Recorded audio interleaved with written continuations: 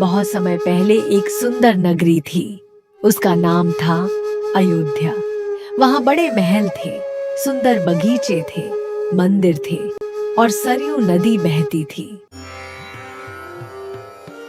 अयोध्या के राजा थे दशरथ। उनके 4 बेटे थे, राम, लक्ष्मण, भरत और शत्रुघ्न।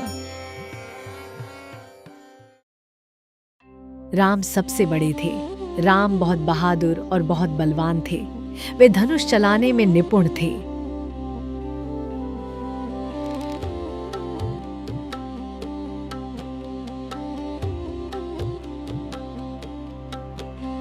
सिर्फ शक्तिशाली ही नहीं थे, वे दयालु और शांत भी थे।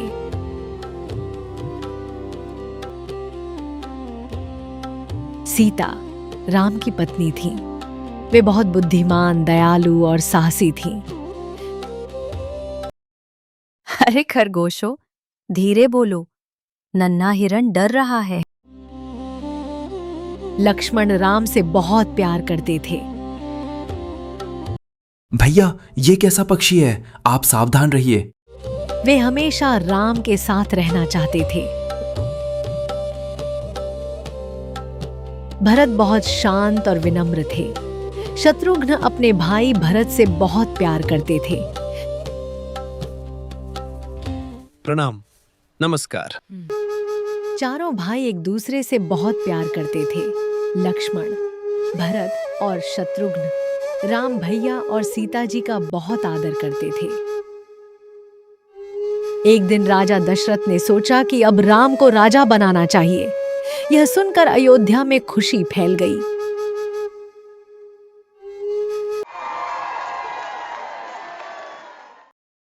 लेकिन तभी रानी कैकेयी ने राजा से 2 पुराने वचन मांगे। महाराज, अब मेरे 2 वचन पूरे कीजिए। भरत राजा बने और राम 14 साल बन जाए। यह सुनकर राजा दशरथ बहुत दुखी हो गए। वे राम से बहुत प्यार करते थे, लेकिन वे अपना वचन तोड़ नहीं सकते थे। राम ने यह बात सुनी तो वे शांत रहे।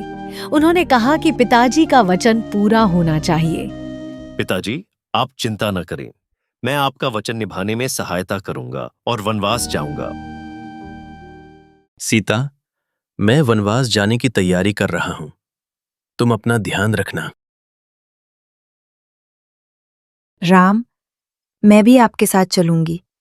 मैं आपको अकेला नहीं छोड़ूंगी।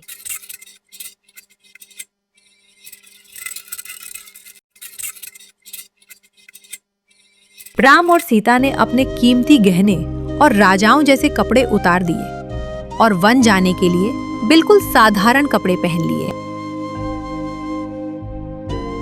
मैं चलता हूं लक्ष्मण। अपना ध्यान रखना। भैया, मैं भी आपके साथ वनवास जाऊंगा। वहां मैं आपकी और भाभी की सेवा करूंगा। फिर राम, सीता और लक्ष्मण अयोध्या छोड़कर वन की ओर चल पड़े। सब लोग दुखी थे। माँ, आपने जो किया वो बहुत गलत था। मुझे ये राज नहीं चाहिए। अयोध्या के राजा तो केवल भैया राम ही हो सकते हैं। भरत ने राजगद्दी पर राम की खड़ाऊं रखी। उन्होंने कहा कि अयोध्या के सच्चे राजा राम ही हैं। वन में तीनों ने एक छोटी सी कुटिया बनाई। अब वही उनका घर था।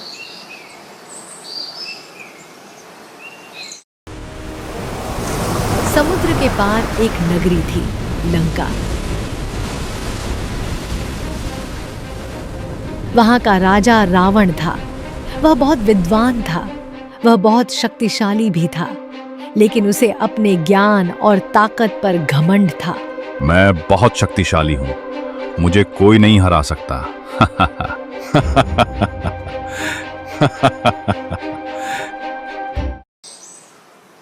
एक दिन एक चमकता हुआ स्वर्ण मृग कुटिया के पास आया।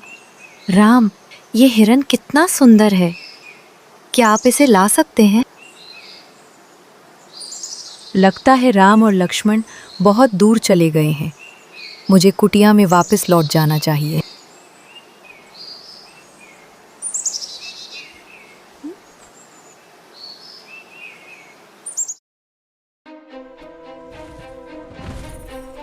जब राम और लक्ष्मण दूर चले गए, तब रावण साधु का भेष बनाकर कुटिया के पास आया।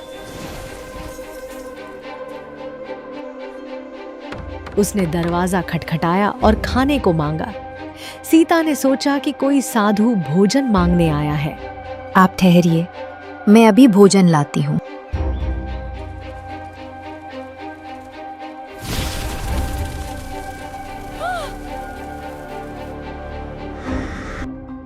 राम, बचाइए।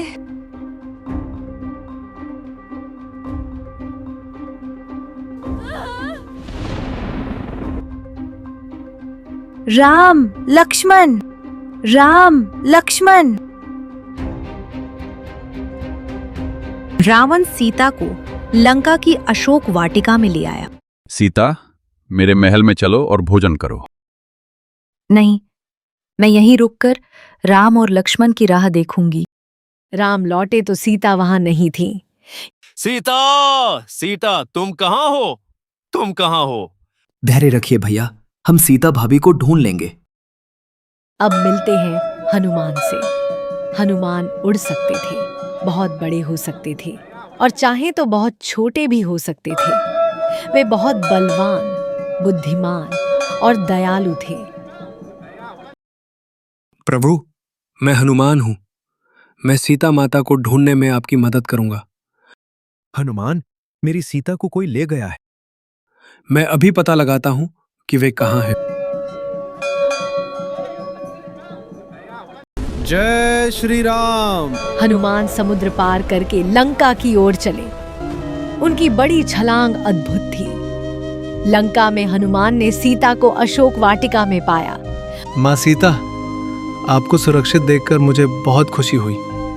हनुमान, मैं राम की राह देख रही हूँ। आप घबराइए मत, राम जी आपको लेने बहुत जल्द आएंगे। उन्हें आपसे मिलने के लिए चाहे कितनी भी बड़ी लड़ाई क्यों न लड़नी पड़े, वो आएंगे। फिर राम, लक्ष्मण और हनुमान की वानर सेना ने लंका पहुंचने के लिए समुद्र पर एक विशाल पुल बनाने के लिए मिलकर काम किया।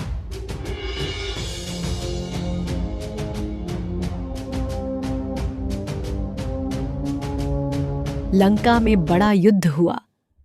हनुमान और वानर सेना ने बहुत साहस दिखाया। राम रावण का सामना करने आगे बढ़े। अंत में राम ने रावण को हरा दिया।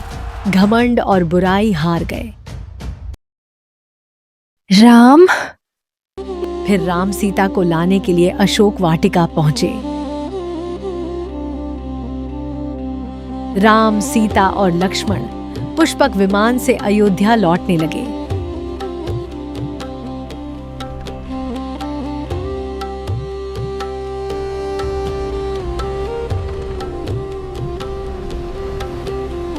चौदह साल बाद राम अयोध्या लौटे। भरत ने उनका प्यार से स्वागत किया। पूरी अयोध्या खुश हो गई। राम भैया, ये सिंहासन आपका है। कृपया आप और सीता भाभी यहाँ बैठिए।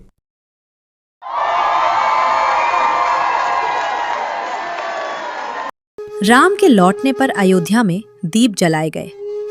पूरा शहर रोशनी से भर गया। तभी से लोग दीपावली मनाते हैं। समय बीतता गया। आज भी हम उसी खुशी में दिवाली मनाते हैं। हम नए कपड़े पहनते हैं और भगवान राम की पूजा करते हैं। ये त्योहार हमें सिखाता है कि बुराई चाहे कितनी भी बड़ी हो, जीत हमेशा अच्छाई की होती है।